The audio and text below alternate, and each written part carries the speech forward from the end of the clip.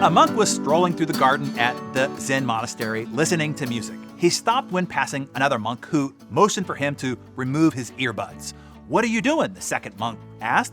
"I'm listening to music and meditating," answered the first. "Do you have permission from the master to do this?" the second monk asked. "But of course," replied the first monk. "I find it hard to believe that the master would allow you to do such a thing," the second monk said.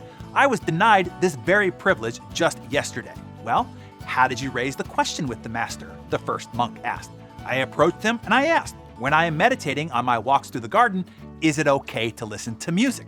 The Zen master told me, absolutely not." "That's odd," the first monk replied. "I approached the master and said, when I'm walking in the garden listening to music, is it okay for me to meditate? And he replied, certainly." Often, the answers that you receive are determined by how you ask your questions. In this scenario, just switching the subject of the question to spotlight the thing you know your audience agrees with dramatically changes the success of your response. Here's the next one. Harvard psychologist Ellen Langer performed an experiment. She approached people waiting in line to use the copy machine and asked, "Excuse me, I have 5 pages. May I use the copy machine?" 60% of people said yes and let her cut in line. Under similar circumstances, she did the same thing, but instead asked, "Excuse me, I have 5 pages. May I use the Xerox machine because I have to make some copies?" In this case, an overwhelming 93% said yes and allowed her to cut in line. A success rate increased by over 50% and nearly 100% compliance. So what happened in the increased yes response? What made it increase so dramatically? It is a well-known principle that people like to have a reason. A reason helps people make a decision, justify their decisions, and activate their action. Even more significant in this experiment is because I have to make some copies. That doesn't even provide any new information. It doesn't actually give a reason. It is because of the word because. It is usually followed by a justifiable reason, so it has become, for most people, just a trigger, automatic, one that automatically has us have a compliant response. Think about that as you attempt to influence people to show up on time, deliver on deadlines, pick up milk on the way home, to clean their room, to finish their vegetables, or whatever. Follow your request with because. And the last one to take with you on your day and your future, this one comes from my friend Daniel Pink. Suppose that you're a parent with a teenage daughter, and her room is an absolute disaster. It looks like a bomb went off in there, and you want your daughter to clean her room. You're trying to persuade her to clean her room, so how do you do it? Well, you could try to bribe her. That might work sometimes, but eventually it doesn't.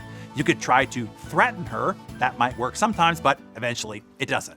You could try to shame her by telling her how one is going to never want to be with her because she's such a mess. That will cause you much expense in future therapy bills, so you don't want to do that. Instead, you can ask your daughter 2 questions. Let's say her name is Macy, spelled with a Y. Here are the questions that you can ask. Macy, on a scale of 1 to 10, 1 meaning I'm not ready at all, 10 meaning I'm ready to do it right now, how ready are you to clean your room? Now, Macy's a teenager, so she's not going to give you a 10 or a 9 or even a 5. Maybe she'll give you a 2. This is where your rage reaction has to be stamped down a bit. What, a 2? When you have that hellhole in there? No, instead, just ask the second question. You say, "Okay, Maisie, so you're at 2. Why didn't you pick a lower number?" And here's when the magic happens. Maisie has to explain why she isn't a 1. So she starts to say, "Well, I guess if my room were cleaner, I wouldn't be so embarrassed when my friends come over. I guess it would be easier for me to get ready in the morning, and I guess I do like it when things are more organized." You see, with that second question, why didn't you pick a lower number, Maisie begins articulating her own reasons for doing something. And that is the key right there. In sales, persuasion, and influence, you need to lead people to their own reasons for doing something. They will do things for their reasons, but not for yours.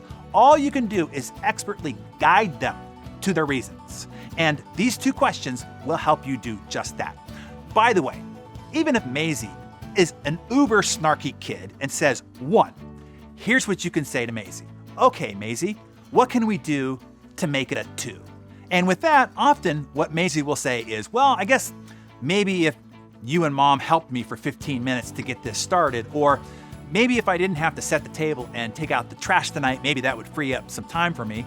Now the example that I just had you do with parenting, you can do this most anywhere with most anyone. You might not want to whip this out every single persuasive encounter, but you can use it to persuade your boss. You can use it to persuade a reluctant prospect in a sales encounter. You can use it to persuade a neighbor who's resisting moving his or her garbage cans. The key here, as Dan points out, we tend to think persuasion is something one person does to another, but that's not true at all.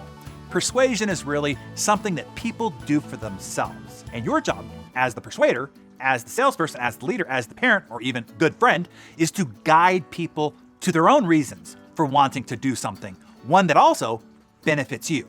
So come on, that's good stuff right there, right? You can take today's quick mentor session to the bank, over and over and over again, if you choose to use what you learned here today. Darren Daily is like a box of chocolates. You never know what you're gonna get. My mom always said life was like a box of chocolates. You never know what you're gonna get.